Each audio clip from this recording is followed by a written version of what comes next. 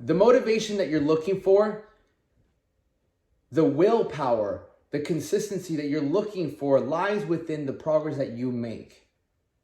One of the biggest mistakes that I did in my lifting career in the beginning is I just never tracked progress.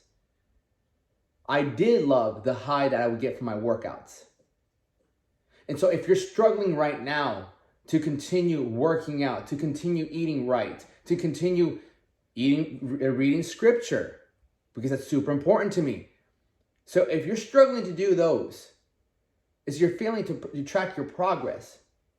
You see, anytime we go into something new and we don't track progress, we don't see if we're actually getting better, then we're going to get very discouraged.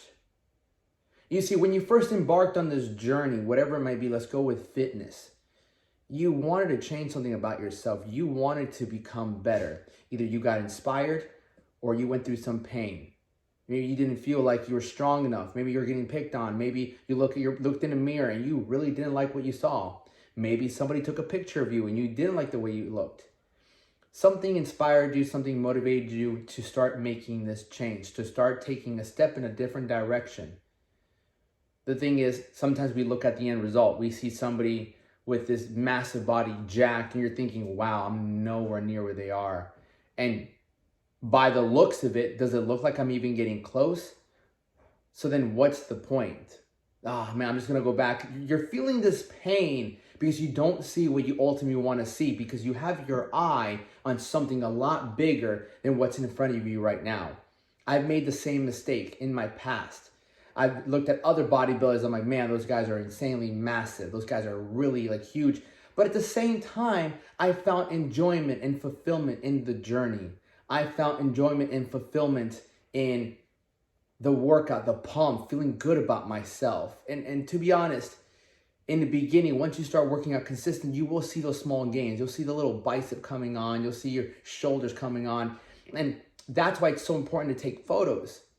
Since I was a kid, since I was able to get my hands on a phone, I took photos and photos and photos. Because I like to see myself. I like to see myself evolve. Because as long as you're going, as long as you're working out, as long as you're being consistent, you will get results. Maybe not as fast as you would like. Maybe not overnight, It's not overnight oats, But I will guarantee that if you don't track somewhat progress, you will feel discouraged. You will feel like you're not making progress because you're looking at the big picture. You're not looking at the small steps that you're taking in the right direction. When I was lifting, the steps that I realized were, number one, I was doing something that made me feel good. So even if I wasn't really making progress, I still feel good about myself. And that to me is progress, because I was feeling shitty before I started working out. I was angry, I was frustrated, I was a lot more insecure. So when I would hit these workouts, these push-ups and sit-ups and pull-ups, it gave me, I have to be progressing because I feel better about my life. That's the first step. Second, if you want to see changes in your body, start taking pictures. Start taking your front picture, back picture, flex. Have fun with it. Flex. Look goofy. Throw some bodybuilding poses. Because that's going to encourage you. And then take that photo, work out strong for a week, diet as much as you can, take another photo. And be like, oh my God, I'm changing. Something's happening, right? Then you put side by side. Okay, am I worse this week than I was last week? Damn, what did I do this week? Start reflecting on the things that you did. When I first started my training business, when I first started training people, I was so dedicated to bodybuilding that training was second. It wasn't until I didn't have another option. Like coronavirus hit, everything was locked down. I was running out of money, and I'll never forget how this girl, I'm not gonna really name her name. She told me, get your shit together. Get your shit together. You're either gonna go sell some drugs and make money, or you're gonna do something, but go make some damn money. And that's when I started really pushing like my personal training. I started offering people training sessions, started getting like, hey, do you want to learn how to box? Do you want to learn how to box? Do you want to learn how to box? I started teaching people how to box, how to fight. And I just started going, and the progress that I tracked was, wow, that's one client. Wow, that's two clients. Wow, that's three clients, And that doesn't mean I didn't have my own hurdles. I think maybe a month into finally getting some momentum, I got clients. I'm finally bringing in some money. My buddy calls me, the house I was staying at, and he tells me, hey, you can't train people anymore here. And I had just got COVID, so I wasn't able to train anybody for a good 3 days. So now I'm not training anybody. And then I get a call like, hey, first and foremost, I got this deadly virus, okay? At that point, it's 2020, so I'm like, oh, I got COVID. I'm going to die, you know? And so I was dealing with COVID. I get a call, hey, you can't train anybody at the house anymore. It's for insurance purposes, liability. And I'll never forget, I looked at my phone because it was FaceTime. It was me, him, and my other buddy who were living at this house. And I just remember looking at him. And he's one of my best friends. I remember looking at him just in like disbelief. I was like, I wasn't arguing with him. I was upset, but I was composed. And he looks at me after a while and he's like, bro, like, are you really getting mad at me? Like, bro, it's a lot of like liabilities. So it's almost like he's on defense. Like, bro, how could you get mad at me? Like, you don't even care about my house or getting sued. And I'm like, bro, I'm not mad at you. This is entrepreneurship. This is what it's all about. I just got to pivot.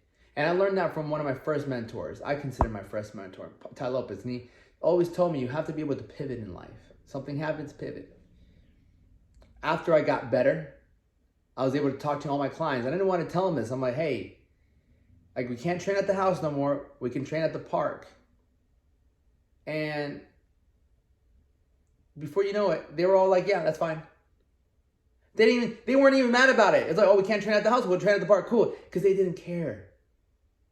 They didn't care where they trained as long as they trained with me. And so you realize that when you're striving and you're doing the right things, because to be honest, I was feeling sick and I needed the money. And then I sat there 5 o'clock in the morning before my 6 a.m. client. I sat there like kind of coughing. I'm thinking to myself, I might have COVID. I'm like, should I train my clients and not tell them?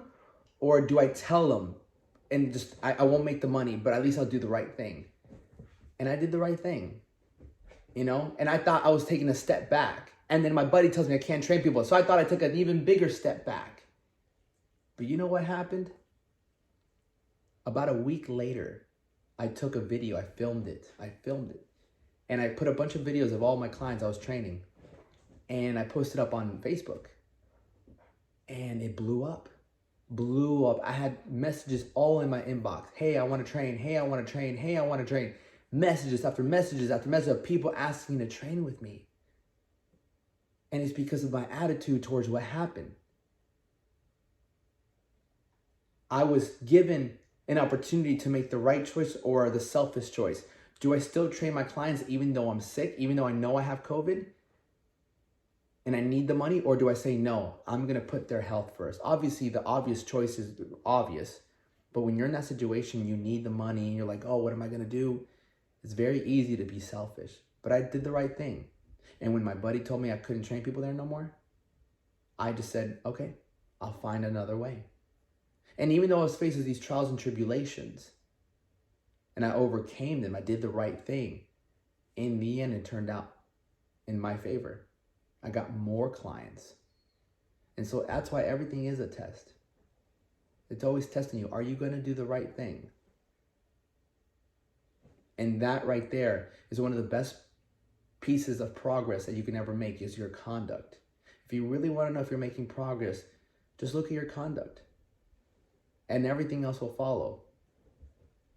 Look at your conduct. If you can better your conduct as a man, you will become better in life. And a lot more things will come your way because of who you become. With that being said, look at this dog. With that being said, much love, fam.